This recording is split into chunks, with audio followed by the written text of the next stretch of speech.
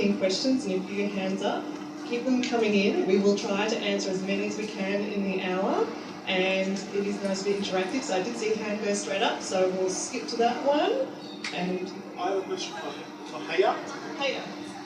Haya, if there was a public gay plebiscite about marriage and the result was no, how would you feel about that?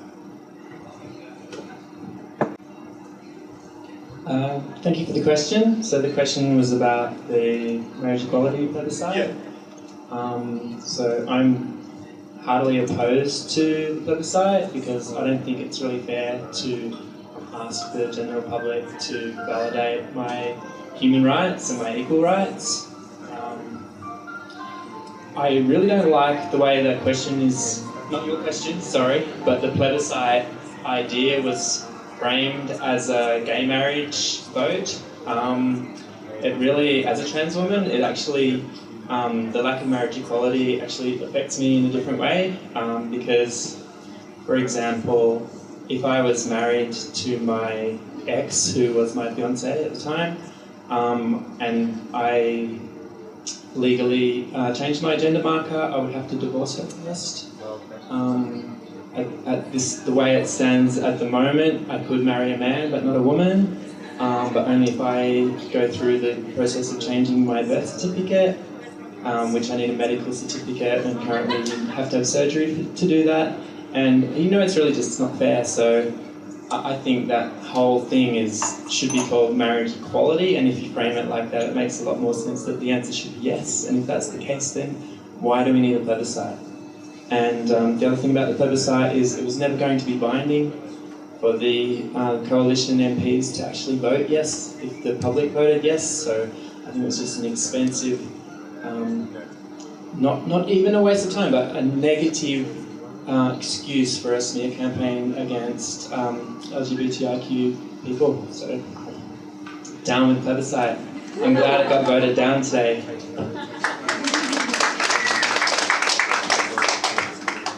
Thanks, Aya. So, as an example of how our panellists will really answer anything, the next one is for you, Shifra. And the question is, why did you, as a Jewish person, kill Jesus? Jesus. I heard someone saying Jesus. I have taken to swearing in that way recently as well. I don't like it. So Jesus was a poor carpenter, a Jewish man born in Nazareth, and he became a rabbi with a large following of mostly Jewish people. His 12 disciples were Jewish. Capital punishment in Judaism, especially 2,000 years ago when Jesus was alive, was totally a thing.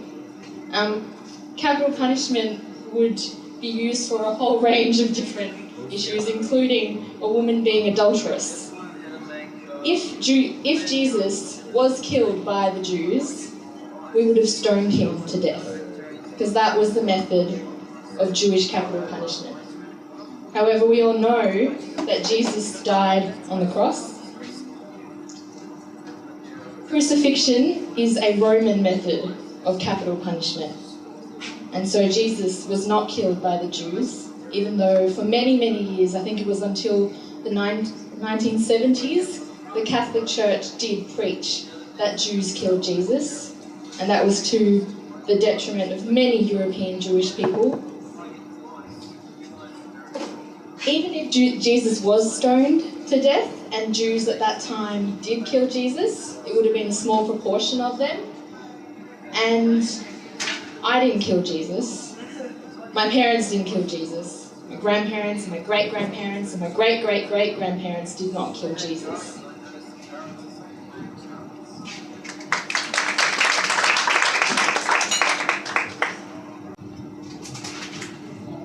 I mean, that's a bit of a hard one, because I mean, in the US, I tended to live in very, I would say, left-wing areas. I lived in Seattle, Washington, which is very Democrat, and I live in the San Francisco Bay Area, which is known for its very left-leaning social cultural norms. And then you come to Canberra, and it's pretty similar. I find Canberra a little bit interesting, to be honest. you hear a lot about how Canberra is very diverse. It's full of multicultural groups and all these different ethnicities. But when I walk around, I tend to see just a lot of white people, like myself. Except if I go to like a fair, like the Moon Festival, then I see a lot of Eastern Asian people. If I go to the Curry Festival, I see a lot of South Asian people and things like that. So it's a bit interesting. I feel like in the US we do a better job, or I guess I won't say we, the US does a better job just of organically integrating. And I think the Muslim community has a role to play in that, and not doing that here. A problem I see with the Muslim community here in Australia is that it tends to become very comfortable sticking with its culture or ethnical groups, its ethnic communities. So if you go to, like when I go to Sydney and I go to Auburn, it's heavily Turkish, and I go to Lakemba, and it's heavily Arab or heavily Bengali. Whereas if you go to the US, you might find different pockets, but overall you go to a mosque and it's just every ethnicity you can think of, every background you can think of, because everyone is just kind of organically meshed together. Whereas here, I still feel like there's a lot of ethnic friction.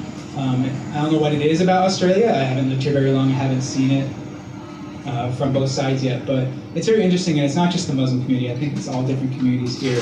It tends to be very, very segregated based on your country of origin. So I think that's the one thing I've seen regarding being perceived as. I think each country kind of has its problems with non-Muslims viewing Muslims as monolithic and as being of one nature and one identity. I think people who think that way don't realize how pluralistic and crazily diverse the Muslim community is in and of itself. I have Muslim friends who rarely pray, they probably drink heavily, they go on dates regularly, they use Tinder still, even though it's completely out of fashion. But if you looked at them and then you kind of looked at what the media and the general portrayal is of a Muslim based on, I guess, the terrorism cultural identity, you would think, well, they're not really Muslim, so they don't really count. We don't really consider them Muslims, but they would say, I believe in God, I believe in the Prophet Muhammad, and I do my best. And this is like the way that I live my life.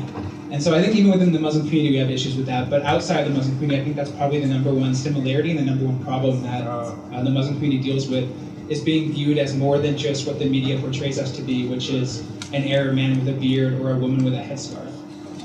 Muslims are very, very pluralistic. Scott, the next question is for you. So, what was your childhood like?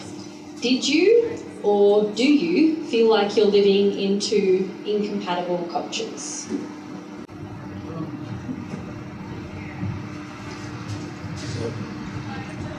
Incompatible cultures turns up a lot when you're Indigenous, especially if you're living in a modern city like Canberra. There's a perception that I should be living a traditional life or living a modern life. I grew up in Shifra, and my primary school was there. And it's a large Indigenous community, but I went to the local St George's Road Primary. I was the only Indigenous kid in that school. That has an impact. So I had close friends, played sport, that was all good. But when a new kid came into the school, this is normal anthropology, new kid, get that status, like this place in society. To do that, you beat up the Indigenous kid. It happened once, and I won, and then it happened another time, and I won again. And after a while, I got a reputation, and I became, you don't pick on that kid. And when new kids did come along to the school, my friends would jump on them and go, no, don't pick on Scott, you'll lose, you'll offend all of us, and then you'll be alone just like you are now. So eventually, that was primary school. Kids can be mean. It takes a bit of time for how this goes. My name's Scott Newbone, so the first time I got picked on was about my first name, Scott Snob. And then people would start calling me on Friday nights and serenading me. Kneebone's connected to the leg bone. And then after that, so around 5, 6 people started picking up on that I was also Indigenous. They were starting to pay more attention to media and the negative stereotypes portrayed there, negative stereotypes portrayed in the local media. And then they'd go away on holidays. They'd go to places like Mildura or Ayers Rock or Northern Territory and come back and tell me what they'd seen and go, Scott, it's horrible out there. Don't go, you won't like it. It won't be safe for you. So that was primary school type days. You learn to adjust. But at the same time, I'm living in a community with a large Indigenous population, but I didn't have many connections to them because my parents wanted me to grow up so I could actually function in a broader society rather than be tainted and somewhat tainted by negative stereotypes that Indigenous people have with the rest of society. So yeah, it's an awkward balance to strike, and when I talk to family, I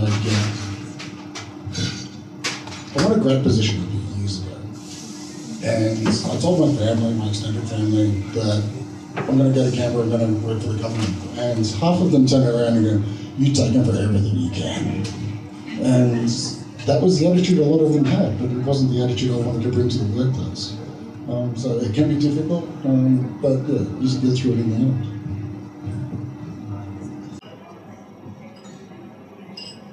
I think yes, to the first part. I think there is a way we can all live in peace, we're all human beings. If we focus more on what's the same about us, less about what's different, we'll find common ground to work upon. Probably easy for you to say as an atheist though. Secularity in society, I think, is an absolute must. You're not going to be able to support these many different religions if you don't have that secularity in your legal systems, in your schooling systems and things like that. From an Australian standpoint, my position on it, and I'll probably differ a bit to Bryce's interpretation, I think a lot of the people making this legislation still are coloured, and to an extent their perception should be, but they're coloured by their religion. There's still things, if you look at like Queensland legislation against abortion and things like that, aren't in step with the world where it should be, and with the right of a woman to choose what goes on with pregnancy early days. And as an atheist, I believe those things need to be stripped out of our society so that we are acting legally in a secular way. And I think it's the same in schooling. When I went through schooling, I had to provide a letter as to why I didn't do religious education. With Christianity, I don't feel that that's something you need to learn. If you want to do religious education, we should do every religion, or you should just talk about ethics in general. So I think there's some way to go for our schooling and society to get to secularity, but I think it's essential to support that intermingling of different faiths.